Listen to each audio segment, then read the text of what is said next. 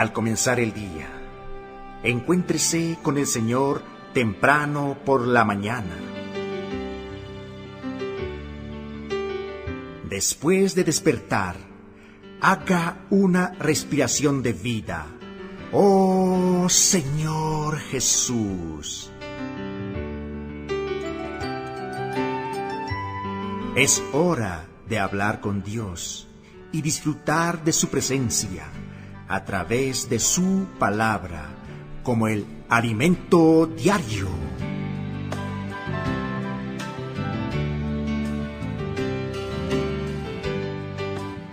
Amado oyente, el Señor nos dice: he puesto ante ti la vida y la muerte, la bendición y la maldición. Escoge pues la vida, para que vivas tú y tu descendencia. Gracias a Dios, nosotros siempre escogemos la bendición y la vida. Hermana Rosy, bienvenida. Hoy estamos iniciando una nueva jornada. Amén, Jesús es el Señor. Amados oyentes, bienvenidos al buen disfrute del alimento diario. Jesús es nuestro Señor. El Señor tiene una palabra maravillosa para este día. Estamos en la serie La Iglesia, columna y base de la verdad. El tomo que vemos es La complicidad en la obra del Señor. Semana 2. Amén, y el tema de esta semana es el destinatario. Timoteo, parte 2. Amados, buscamos en nuestras Biblias Isaías capítulo 55, verso 11. Así será mi palabra que sale de mi boca. No volverá a mí vacía, sino que hará lo que yo quiero, y será prosperada en aquello para que la envíe.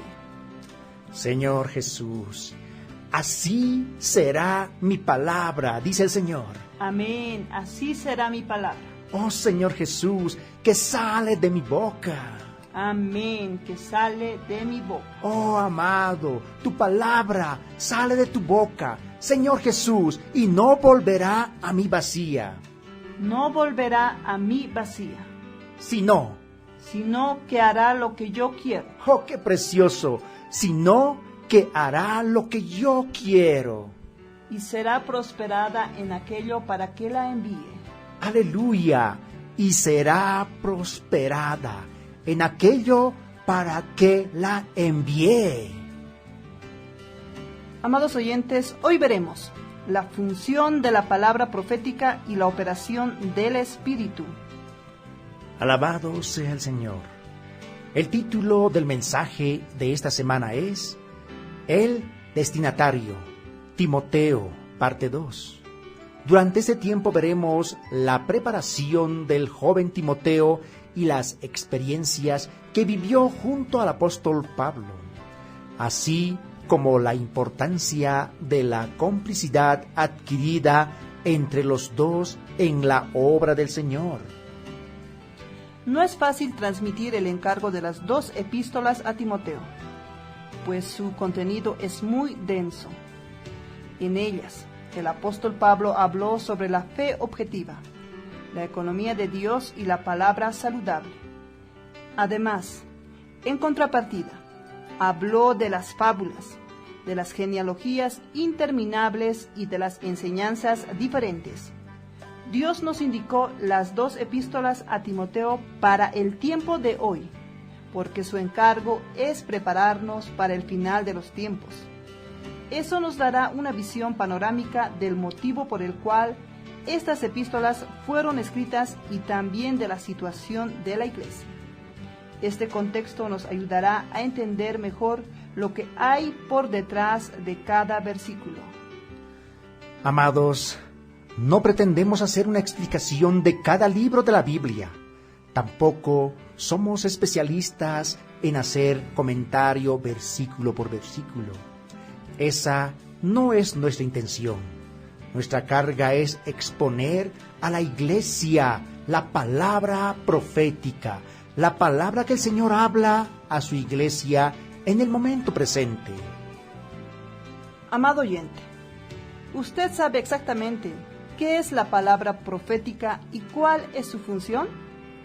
Voy a dar un ejemplo. Actualmente tengo un problema en mi mano derecha. No puede moverse adecuadamente porque perdió en parte el contacto con el cerebro, que ocurre por medio del sistema nervioso. Eso nos da una idea de cuán importante es la relación de los miembros con la cabeza a fin de recibir los impulsos eléctricos.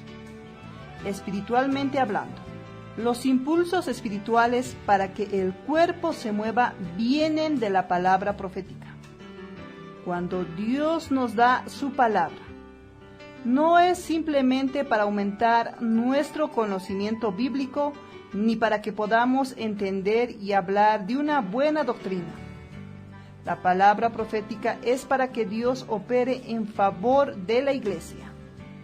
Cuando mi cuerpo necesita agua, el cerebro envía una orden. La mano debe entender que la cabeza quiere que tome el vaso y así lleve el agua a la boca para beberla. Es así como se efectúa una operación en beneficio del cuerpo.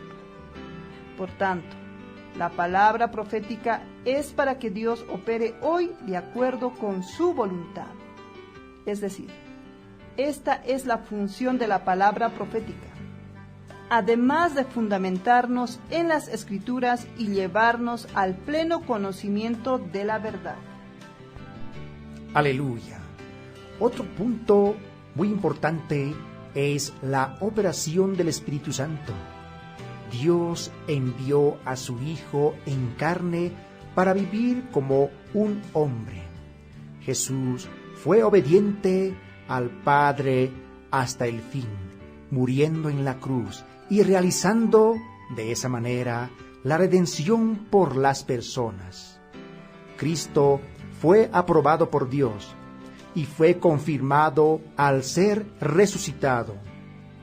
Entonces, el hombre Jesús fue engendrado como el Hijo primogénito de Dios, y Él lo exaltó hasta lo sumo, y lo puso por sobre todo principado, autoridad, poder, señorío, y sobre todo nombre que se nombra en todos los siglos. Eso podemos ver en Efesios capítulo 1, versos 20 y 21. Jesús, el Hijo de Dios, está sentado a la diestra del Padre. Jehová dice a mi Señor: siéntate a mi diestra, hasta que ponga a tus enemigos por estrado de tus pies. Salmo 110, versículo 1. Cristo, nuestro Señor, el segundo de la Trinidad, está objetivamente sentado a la diestra de Dios, esperando que el Padre ponga a todos sus enemigos debajo de sus pies. ¿Y cómo hará eso el Padre? Él necesita de la cooperación de la Iglesia. No obstante, la Iglesia sin el Espíritu nada es. Cuando el Hijo ascendió a la diestra de Dios, el Espíritu Santo fue enviado. Por esa razón, Jesús dijo a sus discípulos que permanecieran en Jerusalén y esperaran la promesa del Padre. Hechos capítulo 1, versículo 4. Esa promesa sería el derramamiento del Espíritu, que ocurrió en el día de Pentecostés, cuando el Espíritu descendió sobre los discípulos. Inmediatamente después de su resurrección, Jesús apareció a los discípulos, y habiendo dicho esto, sopló y les dijo: recibid el Espíritu Santo. Eso está en el Evangelio de Juan, capítulo 20, verso 22.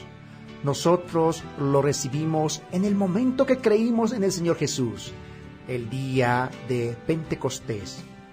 El Espíritu de poder fue derramado sobre cada uno de ellos como lenguas de fuego, y comenzaron a hablar en dialectos que desconocían.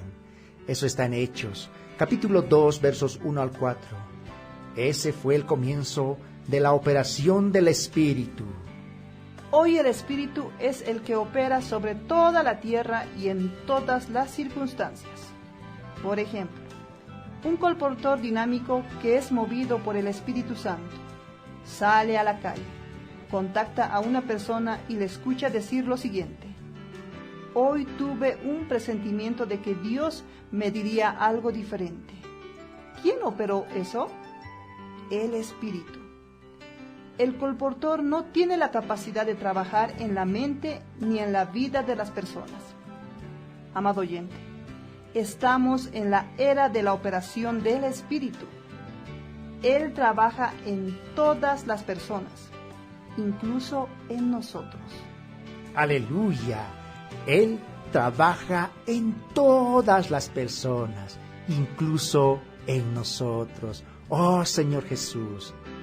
Amados, estamos hablando sobre esto para mostrar que la preparación del joven Timoteo fue totalmente obra de la acción del Espíritu.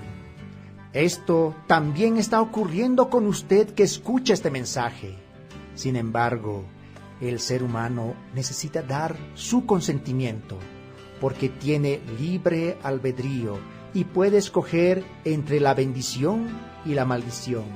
Gracias a Dios, nosotros siempre escogemos la bendición. Amén. Aleluya. Amados, cuando Dios nos da su palabra, no es simplemente para aumentar nuestro conocimiento bíblico, ni para que podamos entender y hablar de una buena doctrina. La palabra profética es para que Dios opere en favor de la iglesia. Amén. Amados oyentes, muchas gracias por habernos acompañado con el buen disfrute de la palabra del Señor, el alimento diario. Los esperamos el día de mañana. Jesús es nuestro Señor. Amén.